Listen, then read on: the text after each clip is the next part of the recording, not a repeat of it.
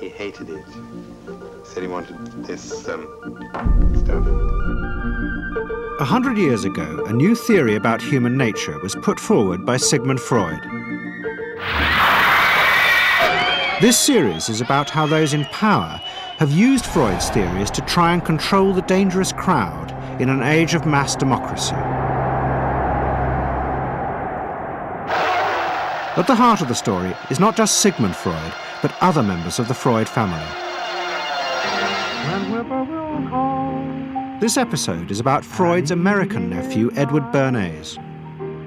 Bernays is almost completely unknown today, but his influence on the 20th century was nearly as great as his uncle's. Because Bernays was the first person to take Freud's ideas about human beings and use them to manipulate the masses.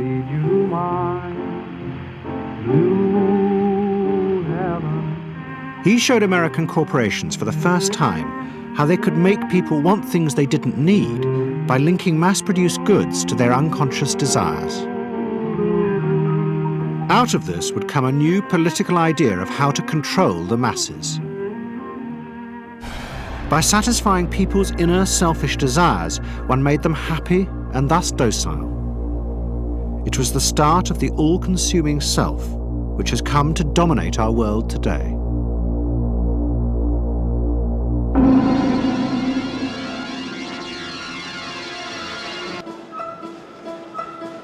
A 100 years ago, Freud's ideas were hated by Viennese society. At that time, Vienna was the centre of a vast empire ruling Central Europe. And to the powerful nobility of the Habsburg court, Freud's ideas were not only embarrassing, but the very idea of examining and analysing one's inner feelings was a threat to their absolute control. Freud devised a method for exploring a hidden part of the mind, which we nowadays call the unconscious, which is a part that is totally unknown to our consciousness, that there exists a barrier in all our minds which prevents these hidden and unwelcome impulses of the unconscious from emerging. Good night. In 1914, the Austro-Hungarian Empire led Europe into war. As the horror mounted, Freud saw it as terrible evidence of the truth of his findings. At that time, Freud's young nephew, Edward Bernays, was working as a press agent in America. His main client was the world-famous opera singer Caruso, who was touring the United States.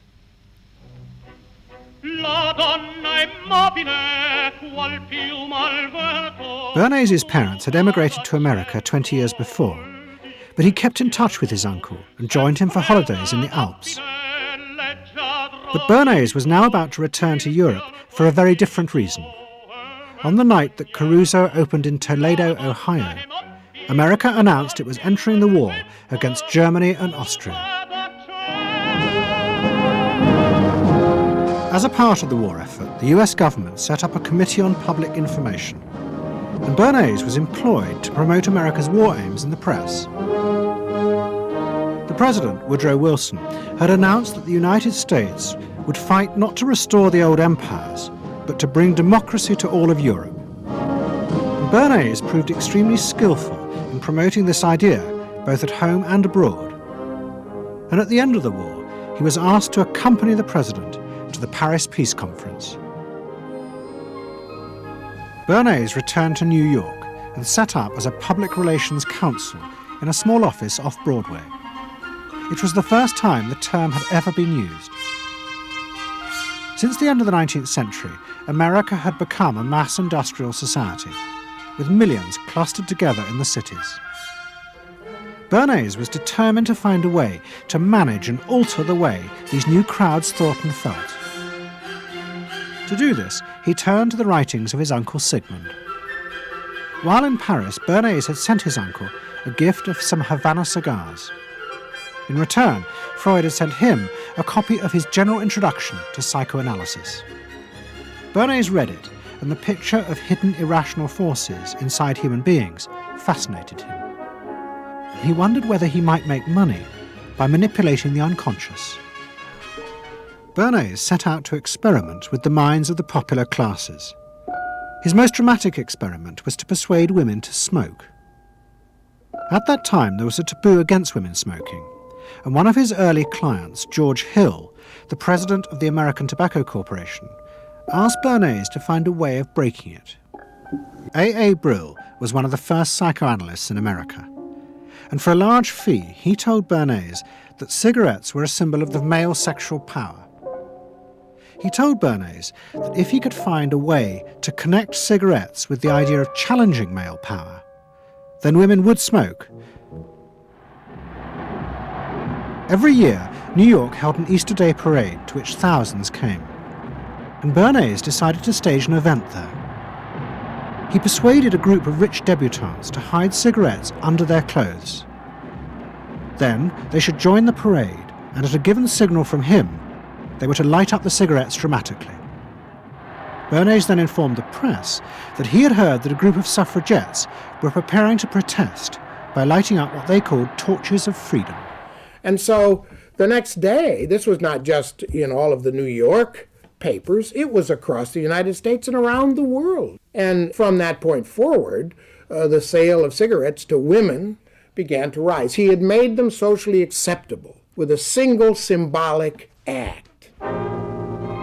What Bernays had created was the idea that if a woman smoked, it made her more powerful and independent, an idea that still persists today. Embrace me, my sweet embrace. It made him realize that it was possible to persuade people to behave irrationally if you link products to their emotional desires and feelings. The idea that smoking actually made women freer was completely irrational, but it made them feel more independent. It meant that irrelevant objects could become powerful emotional symbols of how you wanted to be seen by others. What Bernays was doing fascinated America's corporations. They had come out of the war rich and powerful, but they had a growing worry. The system of mass production had flourished during the war, and now millions of goods were pouring off production lines. What they were frightened of was the danger of overproduction, that there would come a point when people had enough goods and would simply stop buying. Up until that point, the majority of products were still sold to the masses on the basis of need. While the rich had long been used to luxury goods, for the millions of working-class Americans, most products were still advertised as necessities. Goods like shoes, stockings, even cars were promoted in functional terms for their durability. The aim of the advertisements was simply to show people the product's practical virtues, nothing more.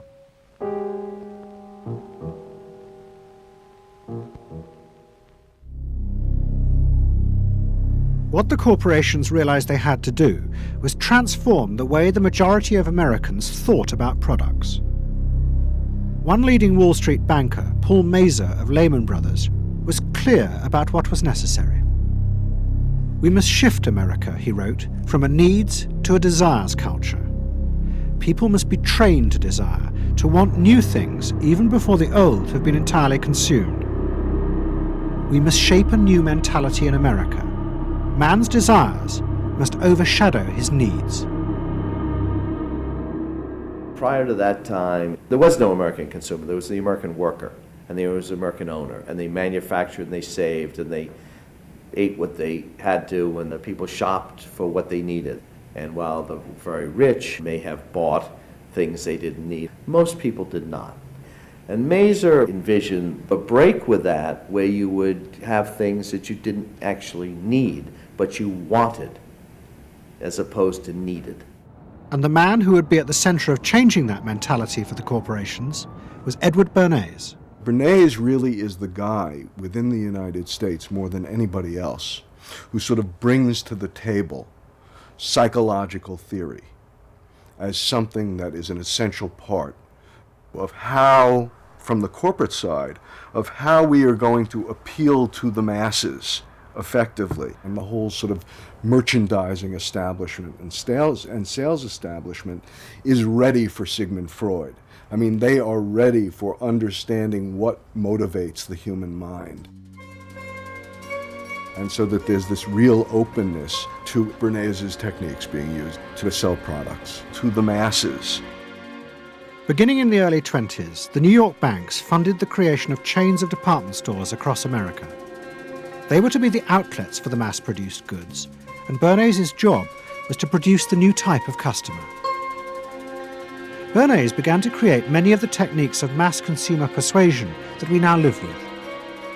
He was employed by William Randolph Hearst to promote his new women's magazines, and Bernays glamorized them by placing articles and advertisements that linked products made by others of his clients to famous film stars like Clara Bow, who was also his client. Bernays also began the practice of product placement in the movies, and he dressed the stars at the film's premieres with clothes and jewellery from other firms he represented. He was, he claimed, the first person to tell car companies they could sell cars as symbols of male sexuality. He employed psychologists to issue reports that said products were good for you and then pretended they were independent studies.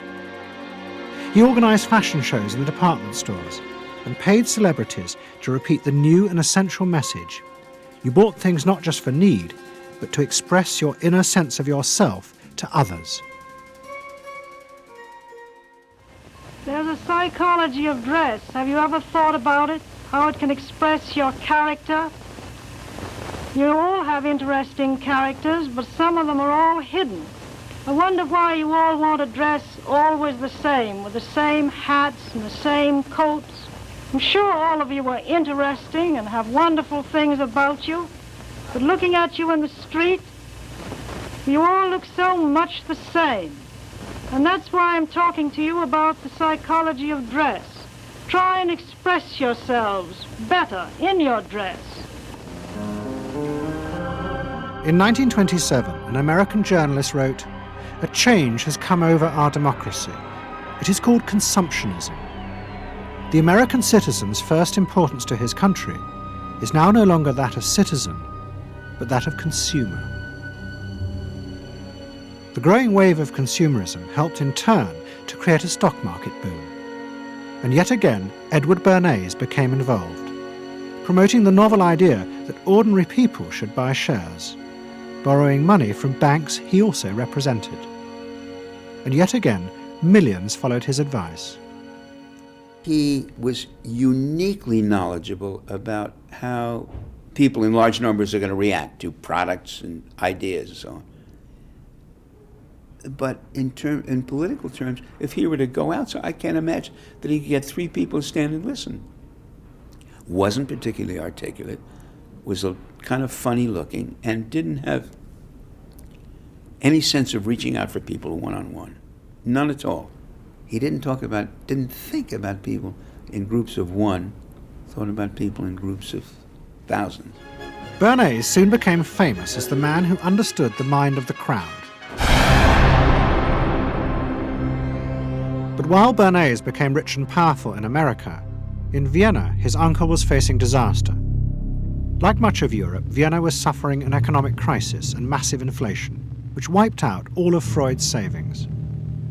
Facing bankruptcy, he wrote to his nephew for help. Bernays responded by arranging for Freud's works to be published for the first time in America, and began to send his uncle precious dollars, which Freud kept secretly in a foreign bank account. Bernays also suggested that Freud promote himself in the United States. He proposed his uncle write an article for Cosmopolitan, a magazine that Bernays represented, entitled "A Woman's Mental Place in the Home." Freud was furious. Such an idea, he said, was unthinkable. It was vulgar, and anyway, he hated America. Freud was now becoming increasingly pessimistic about human beings. In the mid-20s, he retreated in the summers to the Alps, sometimes staying in an old hotel, the Pension Moritz in Berchtesgaden. It is now a ruin.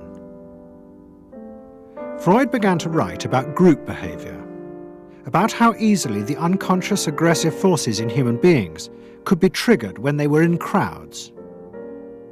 Freud believed he had underestimated the aggressive instincts in human beings. They were far more dangerous than he had originally thought. The leading political writer, Walter Lippmann, argued that if human beings were in reality driven by unconscious, irrational forces, then it was necessary to rethink democracy. What was needed was a new elite who could manage what he called the bewildered herd. This would be done through psychological techniques that would control the unconscious feelings of the masses.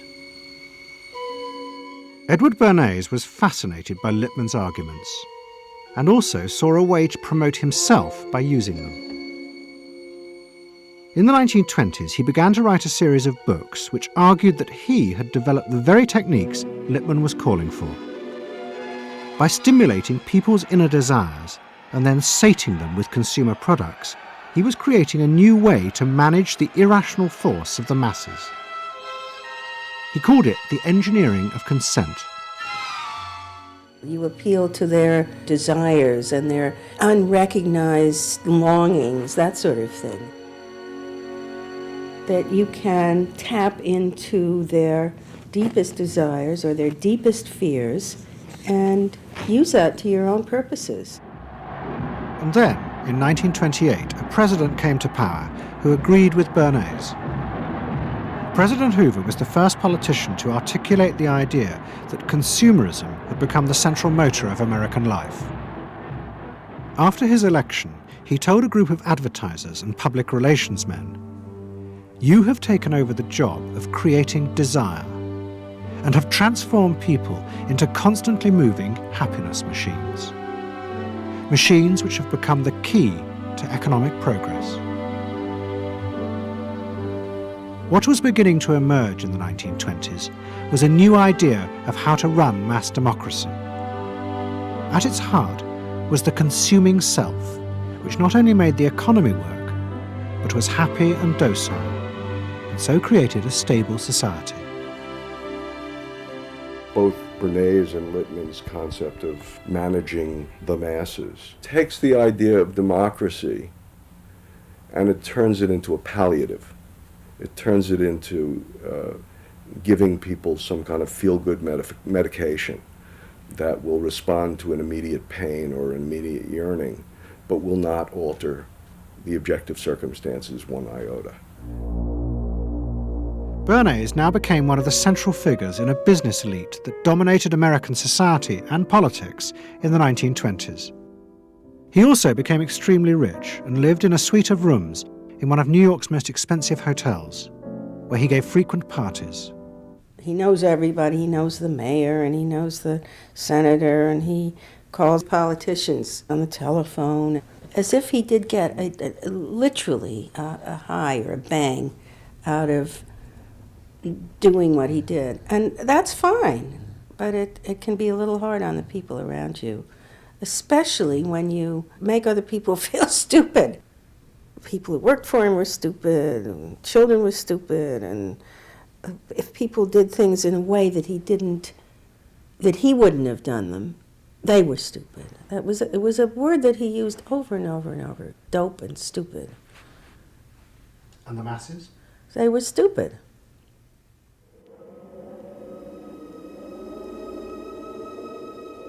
But Bernays' power was about to be destroyed dramatically, and by a type of human irrationality he could do nothing to control.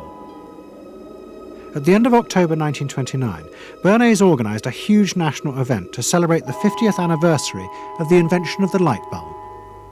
President Hoover, the leaders of major corporations, and bankers like John D. Rockefeller were all summoned by Bernays to celebrate the power of American business. But even as they gathered, news came through that shares on the New York Stock Exchange were beginning to fall catastrophically. Throughout the 1920s, speculators had borrowed billions of dollars. The banks had promoted the idea that this was a new era where market crashes were a thing of the past. But they were wrong. What was about to happen was the biggest stock market crash in history. Investors had panicked and begun to sell in a blind, relentless fury that no reassurance by bankers or politicians could halt. and on the 29th of October 1929, the market collapsed.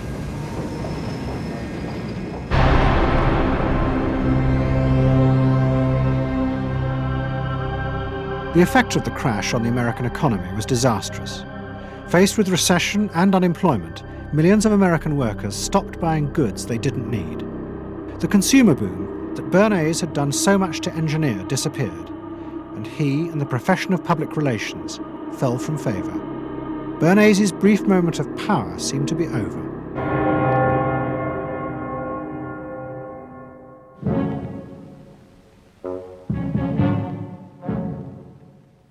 The effect of the Wall Street crash on Europe was also catastrophic.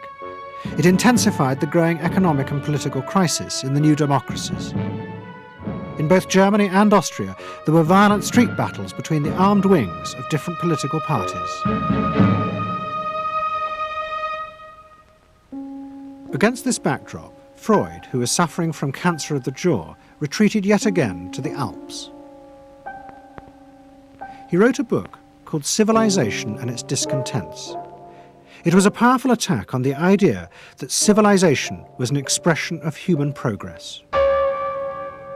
Instead, Freud argued, civilization had actually been constructed to control the dangerous animal forces inside human beings.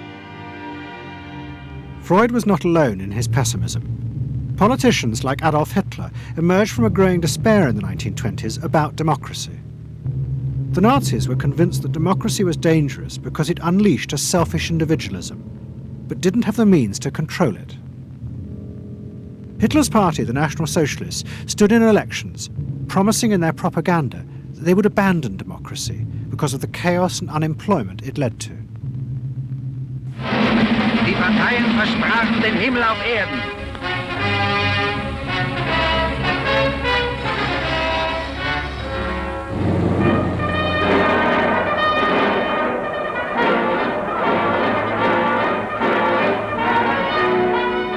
In March 1933, the National Socialists were elected to power in Germany, and they set out to create a society that would control human beings in a different way. One of their first acts was to take control of business. The planning of production would in future be done by the state. The free market was too unstable, as the crash in America had proved. Workers' leisure time was also planned by the state through a new organisation called Strength Through Joy. One of its mottos was service, not self.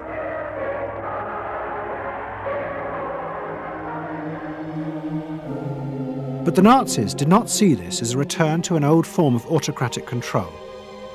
It was a new alternative to democracy, in which the feelings and the desires of the masses would still be central, but they would be channeled in such a way as to bind the nation together.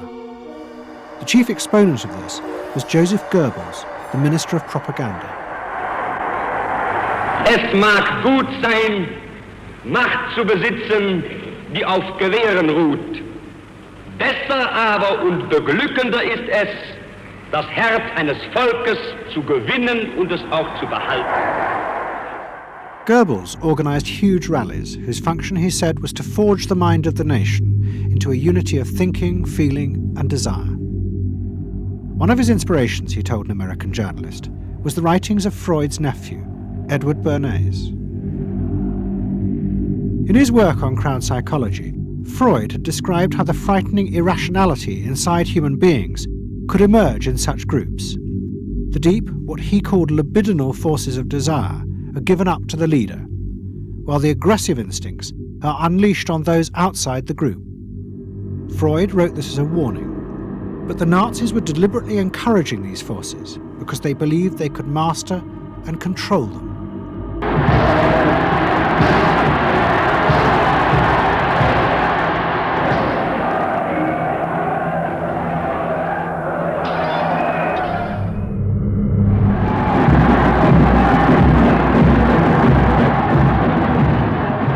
I could see from afar, looking up Wilhelmstraße towards Unter den Linden, how those 100,000 of people, when they passed Hitler, they just became completely delirious.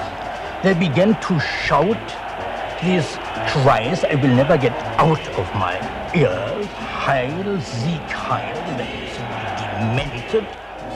And here I got confirmation how those irrational forces, uncontrollable forces in Germany, in the Germans, had erupted, had broken out, were running wild, were departing, marching on.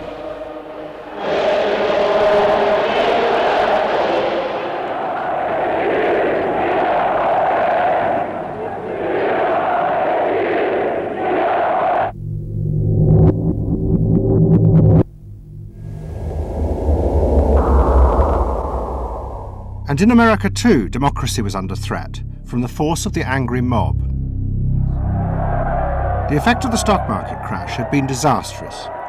There was growing violence as an angry population took out their frustration on the corporations who were seen to have caused this disaster. Then, in 1932, a new president was elected who was also going to use the power of the state to control the free market. But his aim was not to destroy democracy, but to strengthen it.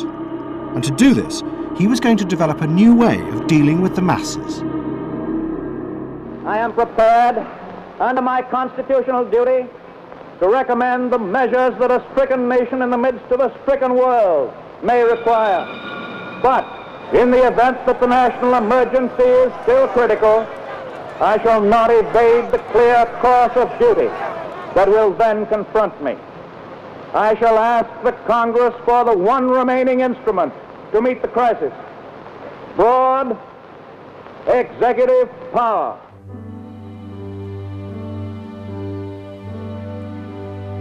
It was the start of what would become known as the New Deal. Roosevelt assembled a group of young technocrats and planners in Washington. He told them that their job was to plan and run giant new industrial projects for the good of the nation. Roosevelt was convinced that the stock market crash had shown that laissez-faire capitalism could no longer run modern industrial economies. It had become the job of government. Big business was horrified, but the New Deal attracted the admiration of the Nazis, especially Joseph Goebbels. Wir betrachten die wirtschaftliche Entwicklung in Amerika mit dem allergrößten positiven Interesse. Und wir sind dort der festen Überzeugung, dass Präsident Roosevelt und seine Berater auf dem richtigen Wege sind. Es handelt sich in der Tat um das größte wirtschaftliche und soziale Problem aller Zeiten. Die vielen Millionen Arbeitslosen, die ihre Plätze an den Maschinen und in den Kontoren verloren haben, wieder an ihre alten Arbeitsstellen zurückzuführen. Das kann nicht allein der privaten Initiative überlassen werden. Ausschlaggebend ist, dass die öffentliche Hand mit positiven Maßnahmen eingreift.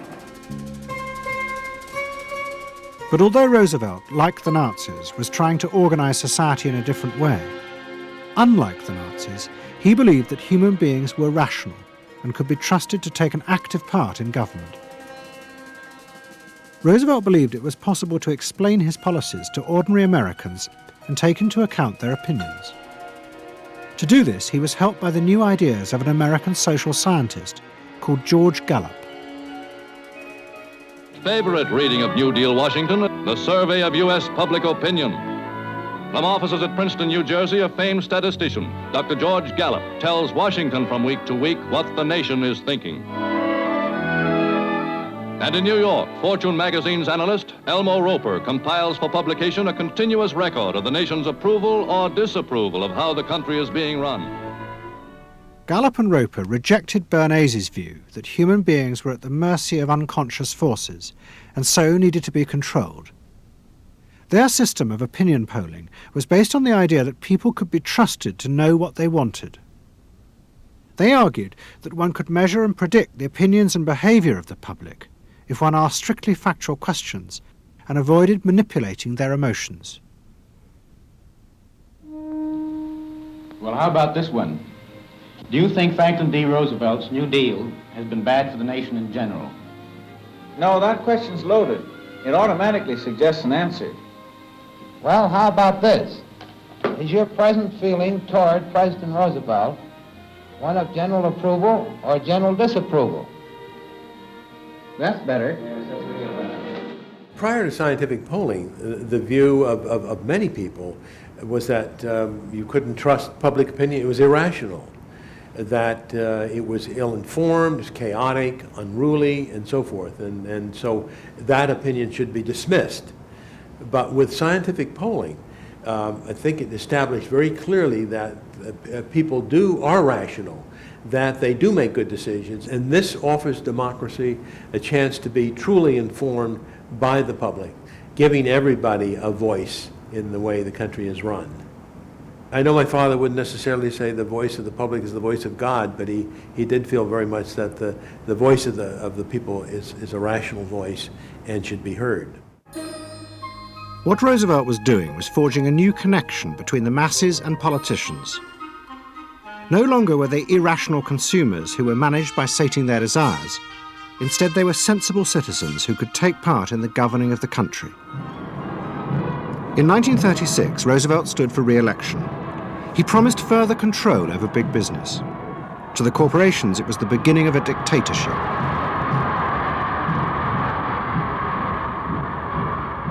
Roosevelt interferes with private enterprise and is running the country into debt for generations to come. The way to get recovery is to let business alone. But Roosevelt was triumphantly re-elected. It looks, my friends, like a real landslide this time. So please let me thank you again and tell you that I hope to see you all very soon and bid you an affectionate good night. Faced with this, business now decided to fight back, to regain power in America. At the heart of the battle would be Edward Bernays and the profession he had invented, public relations.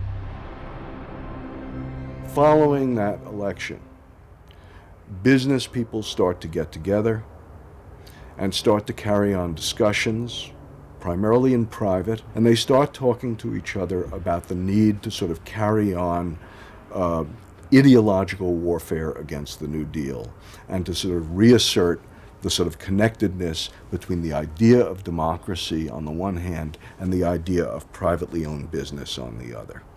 And so, under the umbrella of an organization which still exists, which is called the National Association of Manufacturers, and whose membership included all of the major corporations of the United States, a campaign is launched explicitly designed to create emotional attachments between the public and big business. It's Bernays' techniques being used on a grand scale. I mean, totally.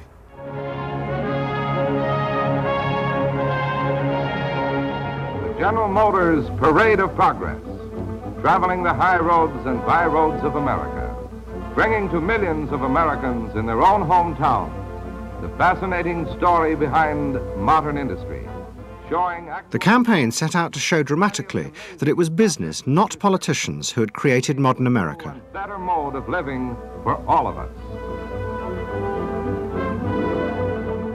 Bernays was an advisor to General Motors, but he was no longer alone. The industry he had founded now flourished as hundreds of public relations advisors organized a vast campaign. They not only used advertisements and billboards, but managed to insinuate their message into the editorial pages of the newspapers. It became a bitter fight. In response to the campaign, the government made films that warned of the unscrupulous manipulation of the press by big business. And the central villain was the new figure of the public relations man. They tried to achieve their ends by working entirely behind the scenes, corrupting and deceiving the public. The aims of such groups may be either good or bad, so far as the public interest is concerned, but their methods are a grave danger to democratic institutions. But such earnest instruction was to be no match for the powerful imagination of Edward Bernays. He was about to help create a vision of the utopia that free market capitalism would build in America if it was unleashed.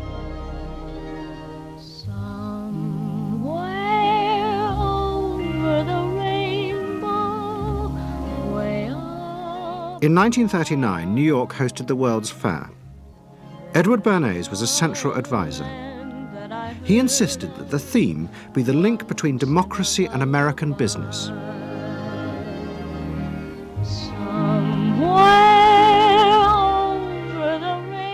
At the heart of the fair was a giant white dome that Bernays named Democracy. And the central exhibit was a vast working model of America's future, constructed by the General Motors Corporation. The World's Fair was an extraordinary success and captured America's imagination. The vision it portrayed was of a new form of democracy, in which business responded to people's innermost desires in a way politicians could never do. But it was a form of democracy that depended on treating people not as active citizens as Roosevelt did, but as passive consumers. Because this, Bernays believed, was the key to control in a mass democracy. It's not that the people are in charge, but that the people's desires are in charge. The people are not in charge. The people exercise no decision-making power within this environment. So democracy is reduced from something which assumes an active citizenry to the idea of the public as passive consumers. Driven primarily by instinctual or unconscious desires, and that if you can in fact trigger those needs and desires, you can get what you want from them. But this struggle between the two views of human beings as to whether they were rational or irrational was about to be dramatically affected by events in Europe. Events that would also change the fortunes of the Freud family. In March 1938, the Nazis annexed Austria. It was called the Anschluss. Hitler arrived in Vienna to an extraordinary outpouring of mass adulation. But even as he drove through the city, behind the scenes, the Nazis were systematically whipping up and unleashing the hatred of the crowd against the enemies of the new Greater Germany.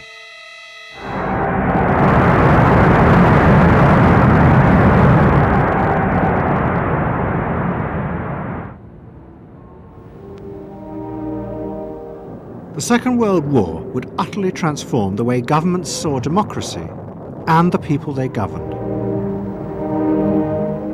The American government, as a result of the war, became convinced there were savage, dangerous forces hidden inside all human beings, forces that needed to be controlled. The terrible evidence from the death camps seemed to show what happened when these forces were unleashed. And politicians and planners in post-war America would come to believe that hidden under the surface of their own population were the same dangerous forces. And they would turn to the Freud family to help control this enemy within.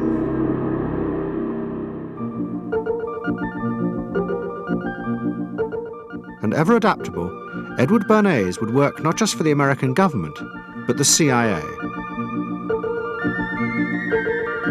And Sigmund Freud's daughter, Anna, would also become powerful in the United States, because she believed that people could be taught to control the irrational forces within them. Out of this would come vast government programs to manage the inner psychological life of the masses.